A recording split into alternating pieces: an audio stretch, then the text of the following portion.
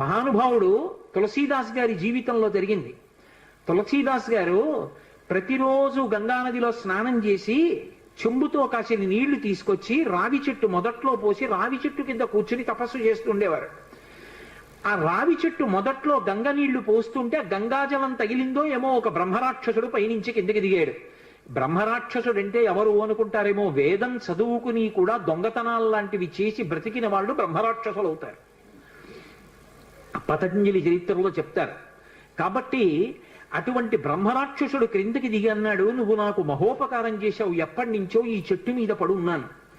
నువ్వు గంగాజలాన్ని తెచ్చి ఈ చెట్టు మొదట్లో పోసినప్పుడు గంగాజల స్పర్శ చేత నా పాపం శమించింది. నేను సాధారణ రూపాన్ని పొందాను. నీకు నేను ప్రత్యుపకారం చెయ్యాలనుకుంటున్నాను. నీవు రామదర్శనం కోసం పరితపిస్తున్నావు. నీకు రామదర్శనం కావాలి అంటే చేయించగలిగిన వారు హనుమ ఒక్కరే. హనుమ రోజు వస్తుంటారు. ఎక్కడికొస్తారో తెలుసా? ఎక్కడెక్కడ రామనామం జరుగుతుందో, ఎక్కడెక్కడ రామనామం ప్రస్తావనకు వస్తుందో, ఎక్కడెక్కడ రామ కథ చెప్పబడుతుందో అక్కడ ఉంటారు. కాశీలో హనుమాన్ ఘాట్లో ఒక వ్యక్తి రోజు రామాయణం చెప్తున్నాడు. అక్కడికి వచ్చి కూర్చుంటారు. ఎలా గుర్తుపడతావో తెలుసా? అందరికన్నా ముందు సభలోకి వస్తారు. అందరికన్నా ఆఖరణ కళ్ళ నీళ్ల పెట్టుకుని ఒక్కడు తలదించుకుని నడిచి వెళ్ళిపోతూ ఉంటాడు. నువ్వు గుర్తుపట్టి వెంట వెళ్ళు అన్నారు.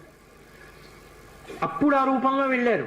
అన్ని వేళలా అలా వెళ్ళరు, ఏ రూపంలోనైనా వెడతారని. కాబట్టి తులసీదాస్ గారు హనుమాన్ ఘాట్కి వెళ్ళి కూర్చున్నారు. అందరికన్నా ముందు ఒక వ్యక్తి వచ్చాడు రామాయణం వినడానికి.